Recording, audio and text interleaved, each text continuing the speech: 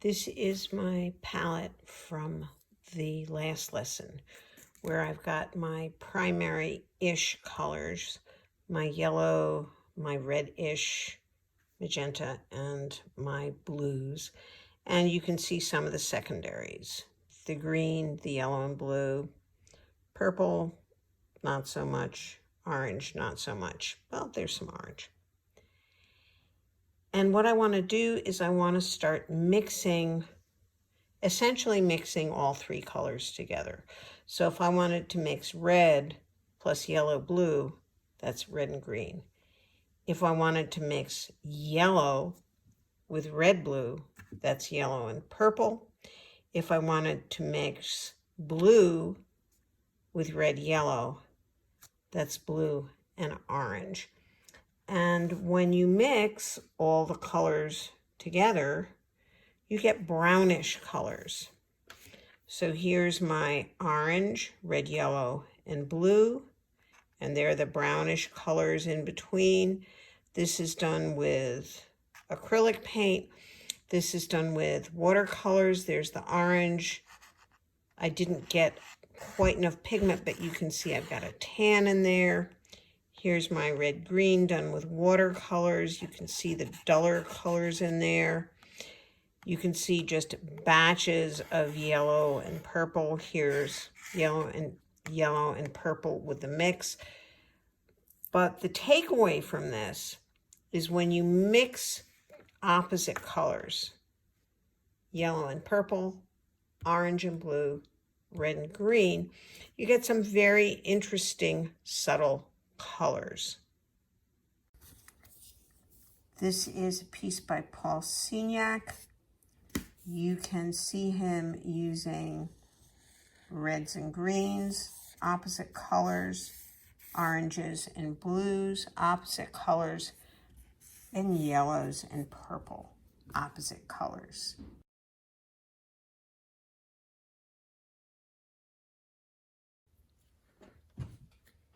Making one of these cityscapes is pretty simple.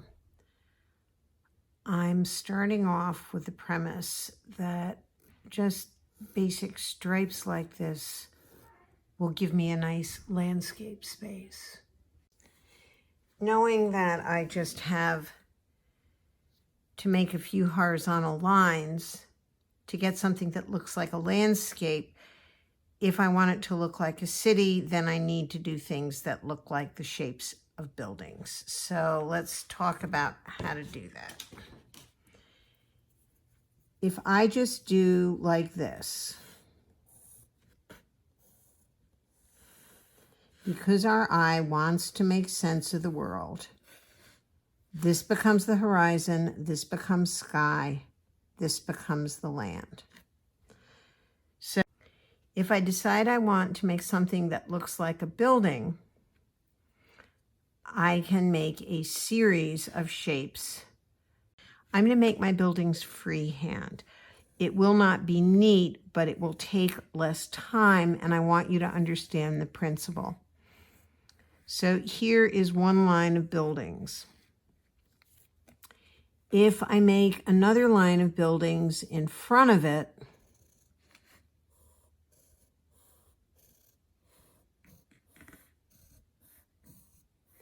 and so on and so forth, it is going to look like buildings, but there are a couple of other things I can do to make it look more realistic. The first thing I can do is I can add overlaps. And that I can show you just by doing this. So when I add an overlap, I'm showing you this is in front of this, and my hand is in front of the drawing. And here's the drawing. The ruler overlaps it. The right hand overlaps it. The left hand overlaps it. So this shows me space. My brain wants to know, why can't I see the end of this. And my brain tells me, even though I can't see it, it's because it is behind it. That's why I can't see it. The other thing I can do is add perspective. Not one-point perspective, but the fact that when something is farther away, it looks smaller. If I make my next set of buildings a little bit bigger, I'm trying to think about what this is going to look like at the same time I'm talking. Not easy. If I make my next set of buildings a little bit bigger, and my next set of buildings bigger still, I don't know when I'm going to add an overlap here. Maybe I won't even do it. That's a little bigger. This is a really easy way of establishing something. I'm going to show you my examples again.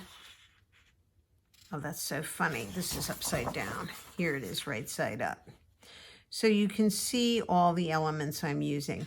And if you want to add some landscapey shapes in front, that's fine. If you want to add the mountains behind the city, pretend you're in, I don't know, Denver or Albuquerque, someplace in Colorado, go for it. This is the one that I'm going to be using, but I'm not going to use this identical one. I made these lines very dark and clear so my examples would be easy to see. But the one I'm going to paint, if my lines are this dark, my lines will interfere with the feeling I want the paint to have. Spend some time thinking about what it might look like. And if it turns out what you thought wasn't as good as you hoped it would be, try a different one.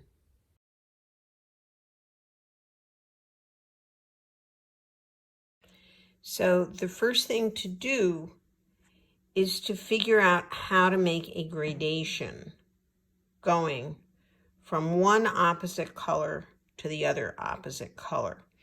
And in this case, I've made my colors more interesting and more subtle by going from my first opposite color, orange, adding a little white, adding a little white and a little blue, adding a little more blue, adding a little more blue.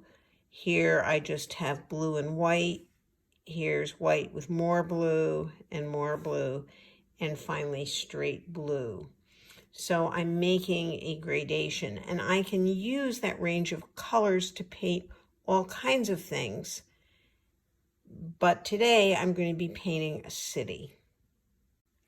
You can make your gradation with ballpoint pen. Here's going red, then slowly into its opposite color, green.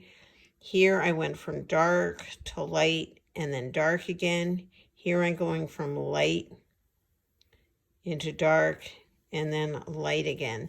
And this is what I can do. Again, I'm using that city, but you can see it goes light, a little less light, a little darker. Here the red's entering. Here's a little more red, a little less green. Here's some overlaps. And now there's the red and less red and almost none at all. And I'm doing the same thing with the purple to yellow. In this case, you can see also a very pale color. And here's my gradation. So here it is with ballpoint pen. Here it is with colored pencil. The important thing is to work with a medium that you enjoy working with, that you have available, and that you can achieve the results that you want. My first color is done, that dark blue. I thought the other ones have the dark at the bottom. Let me try doing this differently. And my second color's done. And I have to find a way of mixing and merging these two colors. And now I have my third color, my blue with some white in it, finished. And there's my light blue, and now I'm going to start mixing these two. This will be light blue with light orange, heavier on the light blue. This will be light orange with blue, heavier on the orange. And now all of my stripes are done, and you can see my orange and blue mixes have that dull quality, where when the colors are pure or they just have white in them, they're quite clear. Thank you for watching this video.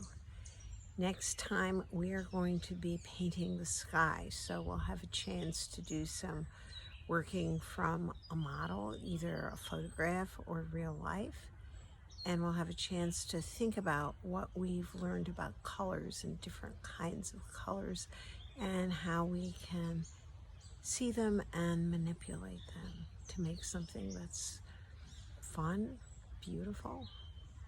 Thank you for watching.